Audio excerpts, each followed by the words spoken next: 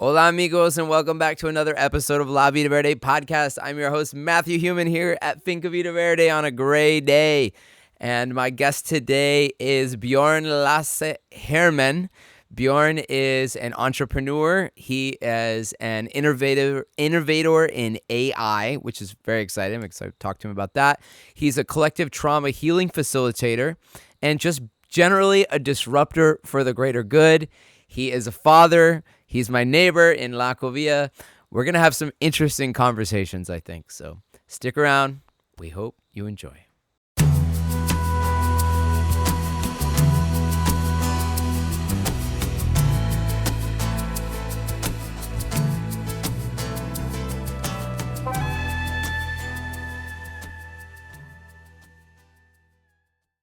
This episode of La Vida Verde podcast is sponsored by Guillaume Cellier, with masterful hands offering instant relief, your personalized massage at home. Bjoern Lasse Herrmann, welcome to the podcast, brother. Thank you. Glad to have you on.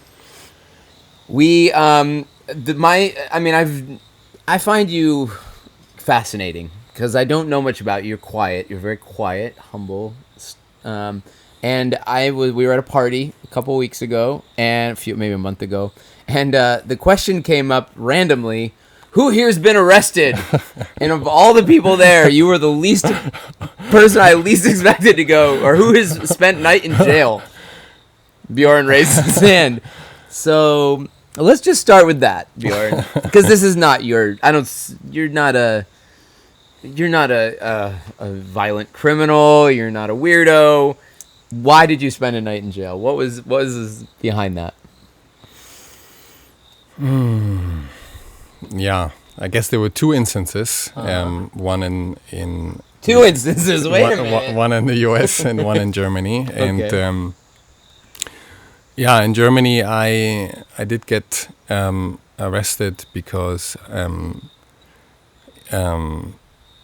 we were doing an art project called Von Hayek Terrorists. Von Hayek Terrorists? Von Hayek Terrorists. What does Von Hayek mean? Von Hayek is sort of one of the forefathers of, I would say, kind of the libertarian sort of economics.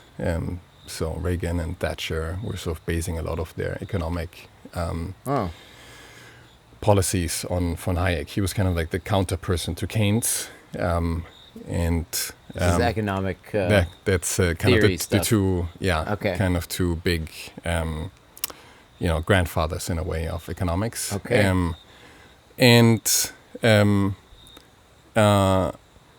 One of sort of the core, let's say, tenets, of his philosophy is sort of the power of the individual.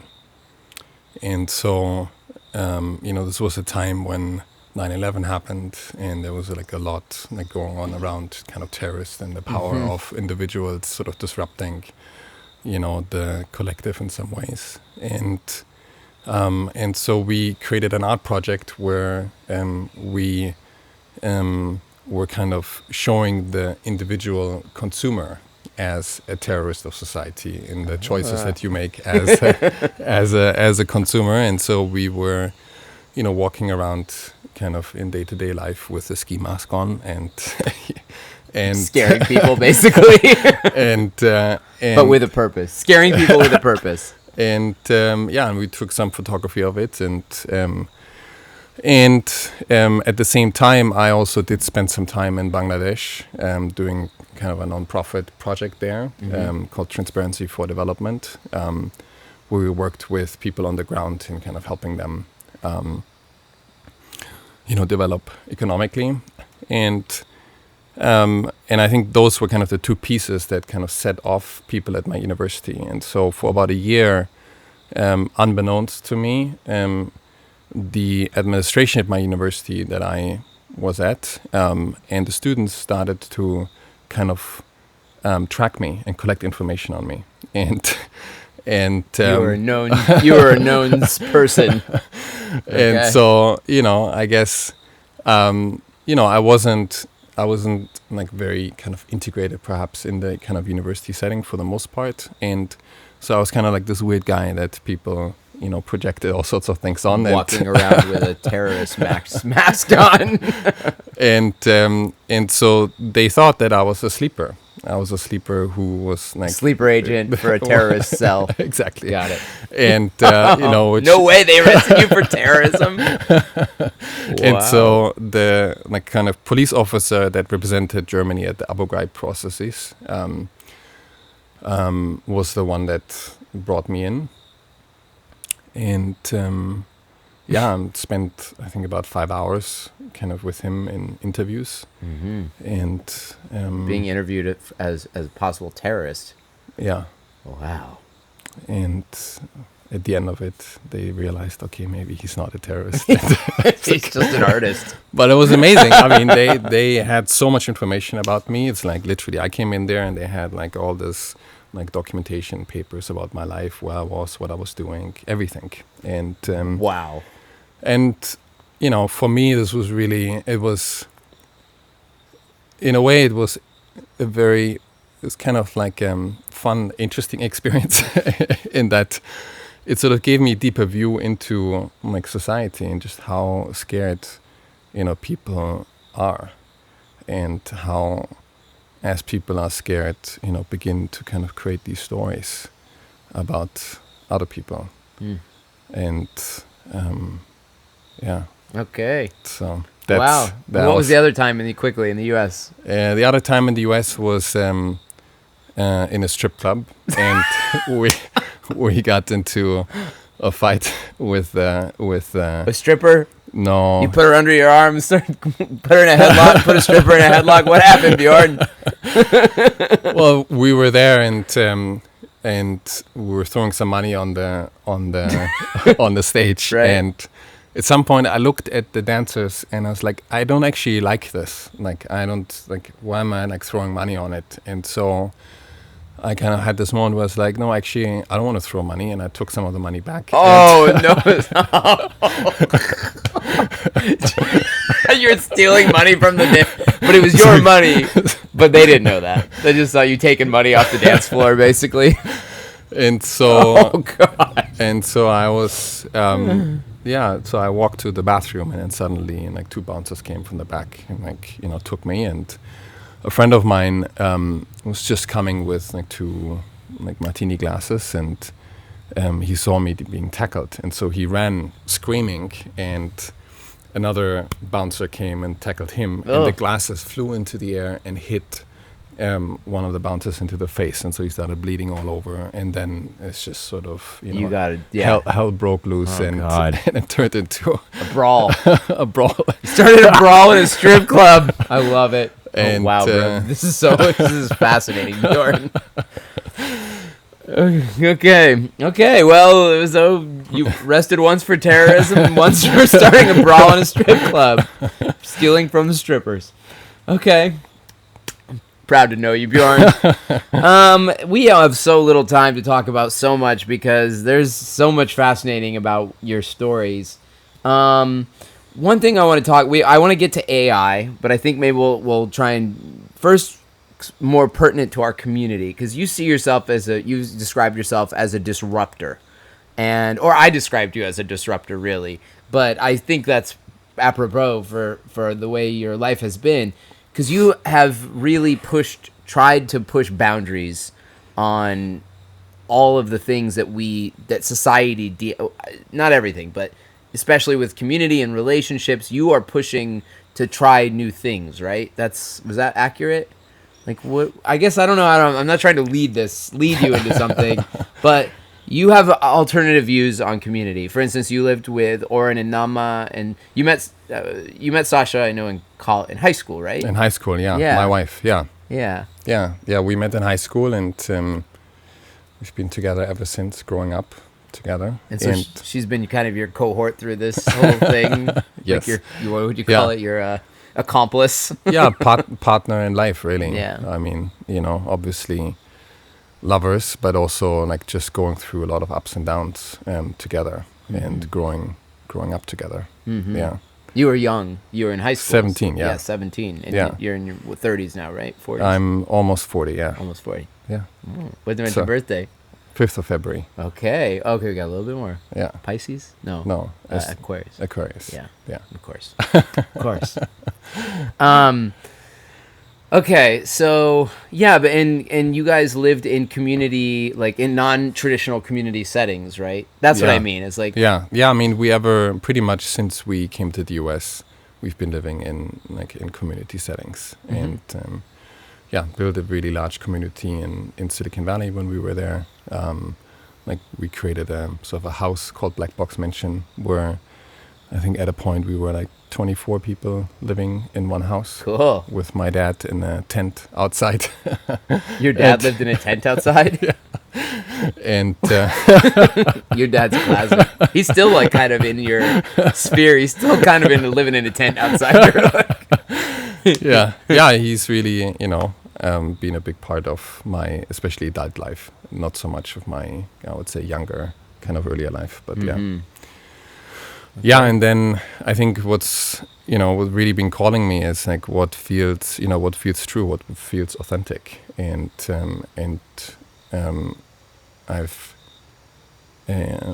always questioned the status quo and wondered like what's actually real, like what's actually true, what's actually authentic, how do we actually want to live. And so that manifested, in all sorts of ways.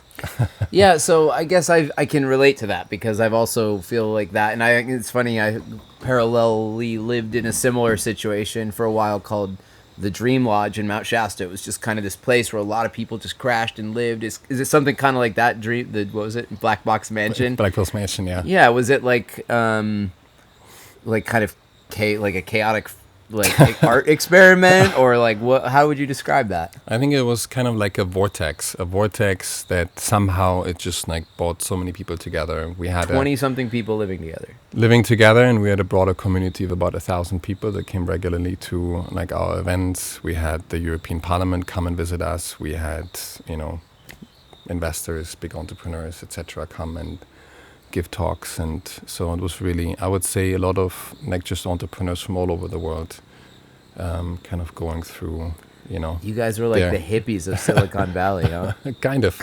Yeah, I mean, it's and it's interesting because in the same area, you had a lot of the beatnik generation and so forth. Like there is that kind of culture also in San Francisco. Yeah, and Stanford and Berkeley, not far away. Yeah. So that was in Silicon Valley, and then you eventually And just quickly, like, what was your takeaway from that? Like, can you surmise, like, one kind of, was it a success? Would you, like, why aren't you living that way now?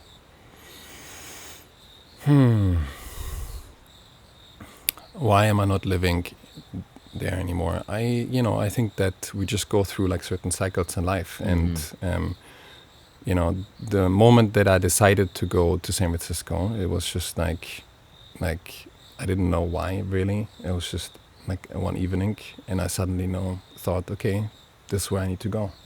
And I went, and I took a plane. I had no visa. I had... From where? From Germany. Okay. Yeah, so I had, nothing really prepared in any way. And I just knew that this is like where I need to go. Followed your heart. Right. And you followed your intuition. Right. But that was before you came from Germany and then Silicon Valley? Yeah, I mean, after being in high school in the US, I first went back to Germany. I was in Russia. I worked in Russia for a while. And doing what? Very exciting. I was in a kind of a marketing agency. Oh, okay. And so... Traditional job, more traditional. Yeah, and there was one night was coming home and I just felt so empty. I felt like, wow, it's like, why am I doing this? Like this just feels so soulless, and I can't do this anymore. And at the time also I was really involved in I was running a kind of education nonprofit in Germany. I was part of an expert council for education for like kind of across Germany, and very passionate about it. And so I did get to know somebody who was working on an education startup in San Francisco. Okay. And so that was kind of like my first place. That was your intro to into San Francisco. Into San Francisco. You were in the U.S. for school, and then you went to Russia. and I was kind of going back and forth between Russia and Germany, and Sasha and I went to Bangladesh together, and we. So Sasha's traveled this all with you.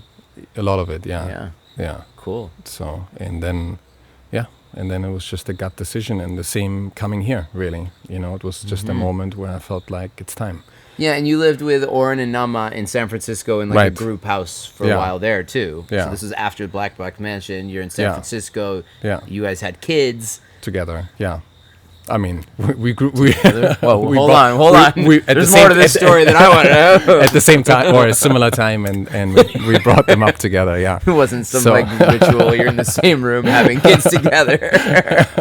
I mean, it's San Francisco. Anything goes, right? No, kidding. So yeah, cool. Like, I appreciate that. I love that. I love these kind of like non-traditional family units, because I think family is our heart. It's people that we are connected by heart to. It's not just our blood. And I think it's sometimes if we stay too close to our blood family, it also kind of stops us from, you know, exploring and growing more. So yeah. But your dad came with you. Yeah, my dad came, and he lived with us actually for 2.5 years in San Francisco too. Yeah. Okay. Before, I mean, after Black Box. So he was there with us in Black Box, and then, but when we had kids, he was there, and he was, you know, being a grandfather to both the kids. Okay, and your mom? And my mom, was she the traditional one? More traditional? I mean, she came a few times to visit, but I would say, you know, I've been having a harder relationship with my mom, and I mean, I'm leaving on Sunday to be with her. She's kind of probably in the last months of her life now, and she's been very important in my life, and also there's been challenges. There's a lot of things that still kind of stand between us. I hope you get the chance to clear some of that. You know, I had a lot of that with my dad actually when he was passing away. And I started seeing him, especially towards the end, going into this deep self-reflection where he was actually starting to see his role in some of this stuff. Because when you're a kid, you don't know there's only so much you can do as a kid. Like, you expect your parents to be these people that are holding the space for you. When they're not always those people, it's kind of disappointing after a while. So for me, there was a disappointment for some of it, like, you know, he was a stubborn guy, and like, why can't he see it? But towards the end, it's like they're facing mortality, and I think there's that thing where you're getting closer to the end and you know it, and you start to like open up a little bit. So I hope you guys can find some clearing and peace in that. Yeah. And don't wait. I waited too long, and I missed the opportunity to go be there in person. People tried to tell me, but I was like, I'll be there in 2 weeks. I'll be there in 2 weeks. In 2 weeks. Yeah. Well, good luck with that. Thank you. Yeah. Okay, let's just shake it out. Hold on. I'm sorry, that was so intense and deep. And beyond that, you've also, is it okay? Do we talk a little bit about Teo, or? Yeah, sure. Like, he's also been through a journey. You've been through a journey with him. He was diagnosed with leukemia. Yeah. He's just a boy. Yeah. But he's clean. He's clear now. Clear now. Yeah. But there was a time there where it was like. Yeah, it was very. I mean, that was in a way probably the kind of the opening, you know, that then actually led us here in a way. So to Costa Rica. Yeah, like, you know, Sasha and I have been talking about living, you know, in community, being closer to nature, and kind of, you know, experimenting with different ways of living. But I think we were very caught in the kind of hamster wheel, you know, of being in San Francisco. And one of the most expensive and crazy cities in America, by the way. I just found San Francisco, like, I love San Francisco, and also like the amount of crime there for like so much a liberal, like, conscious city with all the money there. I can't believe how much. Anyways, that's a whole nother conversation. But like, anyways, Teo was not well, or what was it exactly that led you here about that? Well, so yeah, he was diagnosed a couple of years ago, and it was kind of like a break in our like reality, right? It's something we never expected that would happen, and we spent 4 weeks, like day and night, at the hospital. And That poor kid, just in the hospital for 4 weeks. yeah, and he was on the breathing machine for 2 weeks, and kind of hovering between like life and death. Wow. And Teo, really? yeah, Well, his body was failing at some point, or? yeah, like he couldn't breathe on his own, and Well, that really gives you a respect for, like, to see him now, like, running around like a normal kid, like, gives me a lot of respect for medicine and how, the ways it's helped us. Like, because, you could have lost him there. Like, he could not be doing that now. Yeah. Yeah. And, I think this moment of, like, facing death and also feeling just how much love there is, like in myself. It's like Sasha, had this experience, and like I think in those moments you realize just what's important in life, and and like just seeing that relationships, like being here, being a human being, and it's also just really humbling, right? You just see that you're not the king of the world, you're not controlling everything, like there is kind of something bigger at work, and and so for me this started a journey where I, after probably 7-8 months of like kind of when we were through his intensive treatment, I completely burned out, and so from one day to the next I was like I couldn't move a finger. And wow. And that was sort of my entry also in just doing a lot of my own like inner work, trauma work. There's a lot that came up for me just from my own childhood, of also spending a lot of time in the hospital and being very sick until I was about 4.5. You also had that experience. Yeah. Wow. So that seeing Theo in the hospital, like, just started bringing a lot of that back. What was your sense? Do you remember? Like, I had like various autoimmune conditions, and paired with like kind of the immune system being really low, just having all sorts of sicknesses. And wow. So him and you parallel almost. Like he was a little younger, even. Like he was like, what, 2? No, he was a bit old. Like for him it came a bit later. But yeah, and so I think for me personally, this was a kind of a trip into my own darkness, and like looking at many things that I like hadn't even remembered. I didn't, it was just completely like a blank map, and the mind is fascinating, isn't it? Like the way our brain, like, and you shut down your body, and then there was like you forced you into this like clearing and remembering, and right. Yeah, that's the way trauma works, right? Like yeah. It's the stuff we can't see. It's like there's stuff you can't see that is affecting you every day that you don't even sometimes know is there. Right. Yeah, and so this was, even though I had this burnout, I kind of tried to keep on working, but at some point, realized, okay, I just can't anymore, and I took a 3 months break, and I did a kind of a yoga training in Mexico. And when I came back, it was just clear, okay, we gotta go. Like it's time to move. And it took us a couple months, to kind of clear out the house and put things in storage and so forth. And then we landed here. How do you feel about it? Like, do you feel it was a good decision?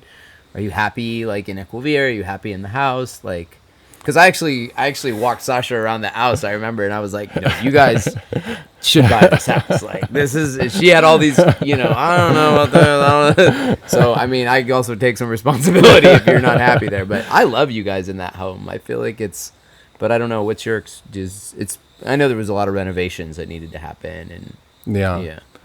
I mean, it feels intuitively to me like this is the place where I'm supposed to be right now. Good. So, and And so there's no, like, I don't feel any doubt. It's just, yes, this is it. And, but there was a bit of a process. So before we ended up, purchasing the house, we're renting it. And, Right.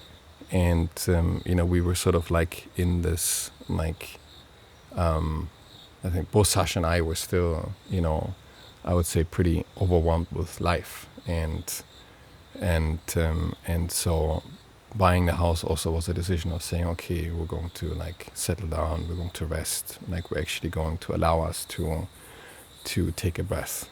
And yeah, which it is, it feels like in the womb of, Mother Earth. It's like the jungle, all around. And right next, it's in a very healing area. I find, like, if I think about the Ecovia as like an organism, it's kind of in like a healing space of it. It's like next to the yogashala, kind of in this corner along the creek, like yeah, it is a healing space. And it's like, is it really like the first time you guys have lived alone, like as a family unit? Right, that's the first time ever, really, right? Yeah. Like, because you were in this crazy group home in Palo Alto, and then you were like in San Francisco with Oren and Nama and their kids. Do you miss like the community living? I mean, you're in a community, but do you miss living in a community household? It feels like, it's the kind of right setting for us now. And, what we also really desired is, or what I, for myself, really desired is to have a space where we can have a lot of guests. So where we can, have enough space for people to come and visit and to also do events. We're just kind of, I think, starting with that. But which we're starting to have that's kirtans there now, which is fun. Yeah. I'm looking forward to that. Yeah. Okay. I want to talk about AI because this is another one of your passions, right? Yeah. This is not only your work. This is part of your work. You do startups involving AI, but you also see AI as a disruptor in the world that you think we need to adopt. Basically, is that accurate? Let's see. So, I think AI is coming, right? And it's not here? It's here, and it's, having more and more of an impact on our life. And, I would say, for me, it's been a tool to begin with in the different startups that I've worked on, and also in the kind of corporate setting.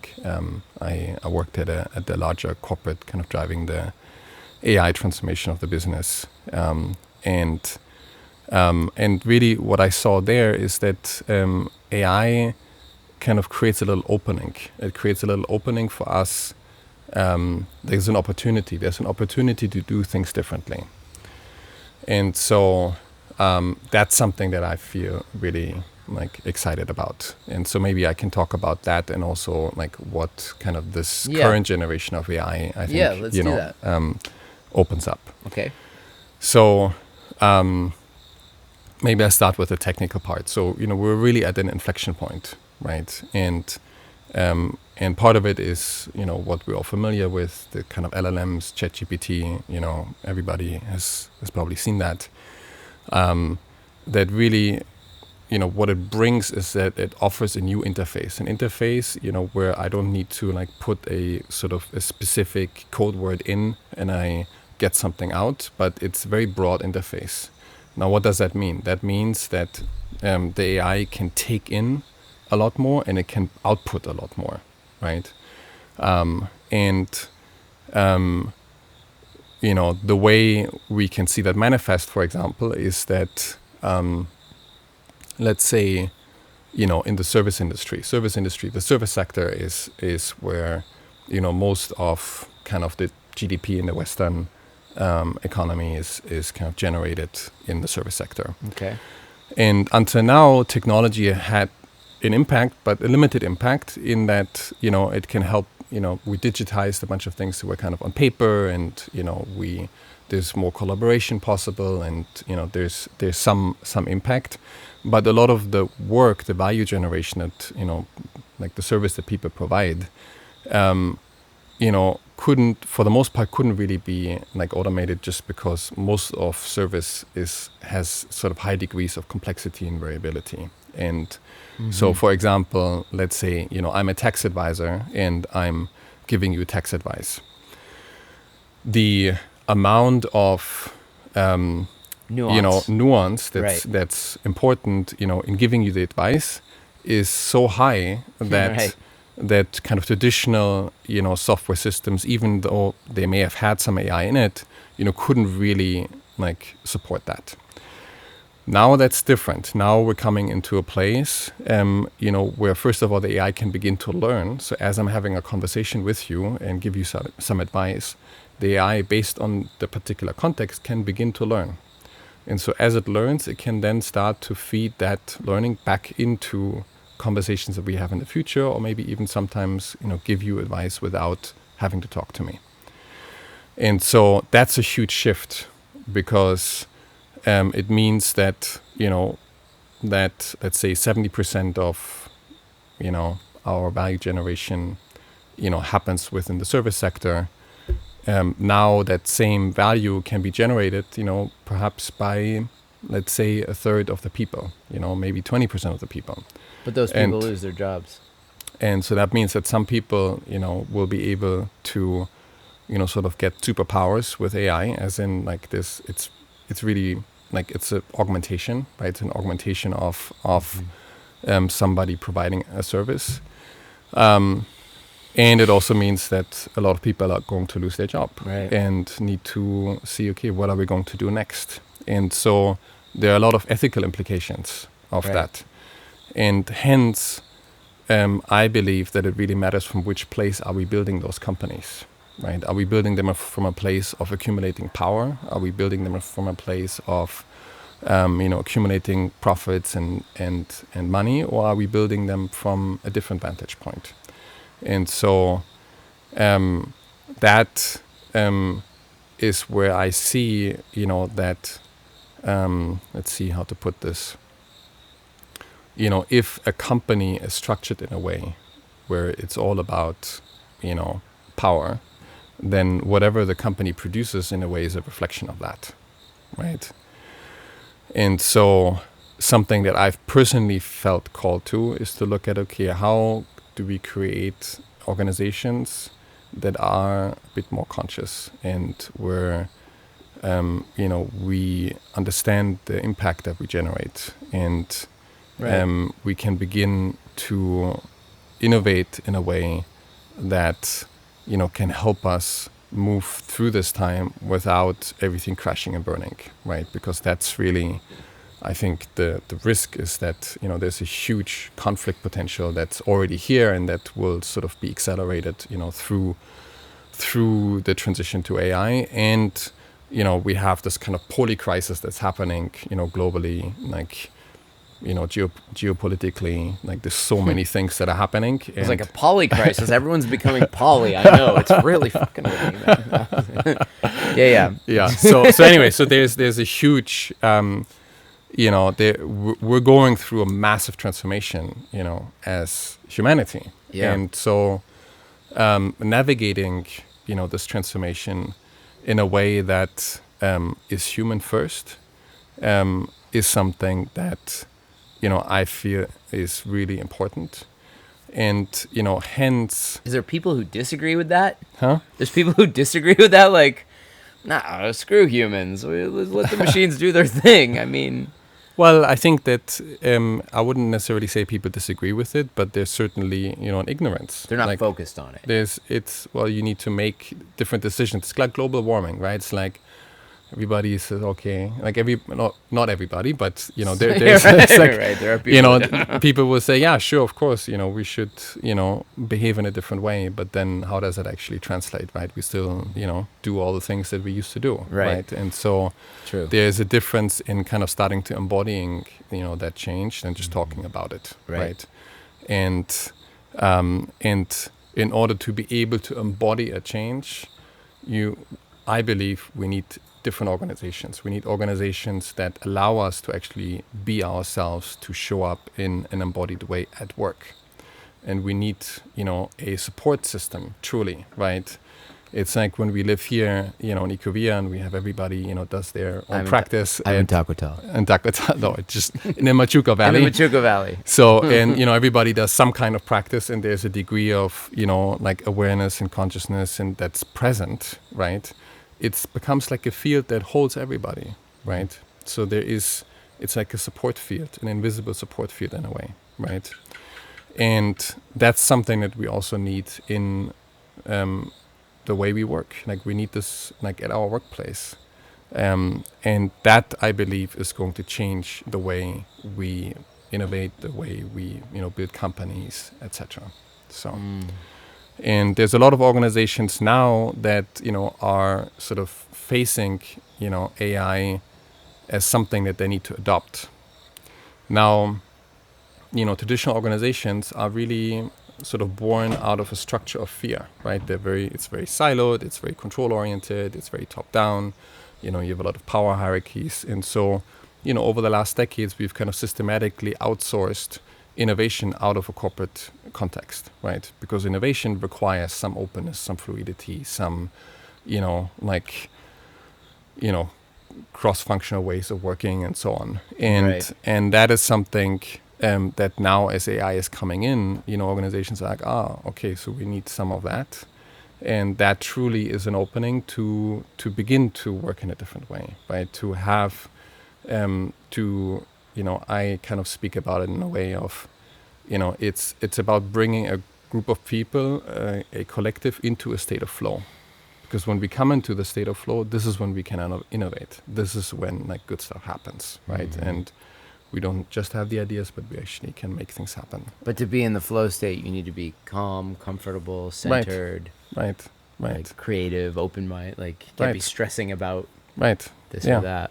Yeah, and so, you know, I've for the last few years kind of been experimenting with ways of injecting that into a corporate context.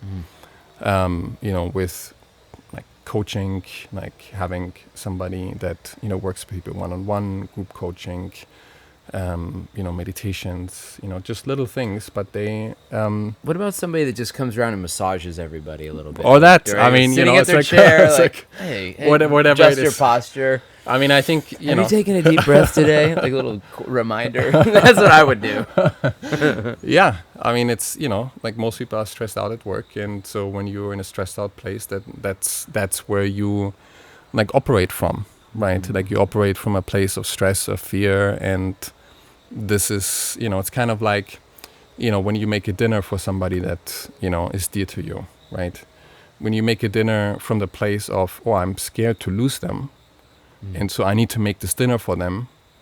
Right, there's anxiety around it. Exactly, the dinner feels a certain way, right? But if I make the dinner from a place of love, from generosity, from I just want to give this to you, right? It feels very different, right? Yeah. And the same is true, like, for anything that we create. Well, I experienced that, like, I think it's interesting hearing you say that, because it's really, like, I felt it in the music. I was relating to myself in my own career in music. When I started, I was just flowing with energy and in that flow state of like writing all the time and creative and like feeling supported and feeling this. And then after a while, like the business side of it like reared up, and it was like, well, you got to do this and you got to do this. And I didn't have a lot of support doing it at first. And so I was like taking on more and more of that business stuff, and all that, like the stress of that was totally, I lost all the passion and the spark and the creativity to be the artist that I wanted to be. And yeah, eventually it burnt me out, like, and I lost the creativity to the point where I don't really write anymore. Sadly, I don't write so much anymore, but I can relate to that. And also artists, like I was thinking about this too, like AI is now showing people, like it's putting a lot of other industries out of business, but like I'll say this, like music was first one I think hit by the whole digital, even just before AI, like digital transformation to like digital downloading and all that, like more so I think even than visual artists too, but like it's like that thing that like these industries that have gotten disrupted. I mean, I can just say like we have to do something different. We cannot keep doing things the same way, like it's because it's if it's going to affect other people the way it affected the music industry, it's just going to disintegrate a lot of industries. Yeah. Well, I think that we are in an paradigm that is very much like control, power, like comes from a place of I'm scared, I need to keep things together, and like the way that our world works very much comes from that place, right? And so part of why I'm excited to be here in this community and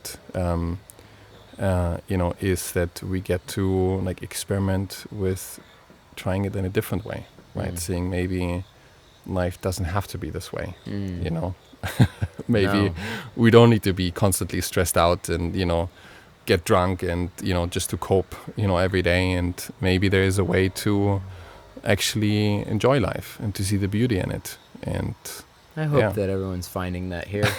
I know we're all trying. I mean, I know that's of course the common goal. Yeah. Well, this has been fascinating, Bjoern. We are way over time, actually, but that's okay. We're going to have a long episode this week. Thank you so much for coming and being on the podcast. Yeah, appreciate thank you, brother. I loved hearing some of these stories. We'll talk more about this after the podcast. A stripper in a headlock. This is La Vida Verde podcast. My guest today was Bjoern Lasse Herrmann, and we release episodes every Tuesday on YouTube. You can also listen on Apple Podcast or on Spotify when you're driving home from your AI-affected job. I want to say thank you so much to Guillaume Cellier, offering pain-free relief at home, the most exclusive massage experience. He sponsored our podcast. Amazing guy, amazing massage, highly recommended. You can also support us through joining our Patreon, patreon.com/La Vida Verde podcast. Just a small contribution a month makes a big difference over here. We are on YouTube at La Vida Verde podcast. We are on Instagram at Finca Vida Verde CR. You can find us on Facebook, Finca Vida Verde. Want to say thank you to our mate sponsor, Eco Teas. Thank you so much for keeping us charged. And we'll see you back again next week with another amazing podcast. Pura vida.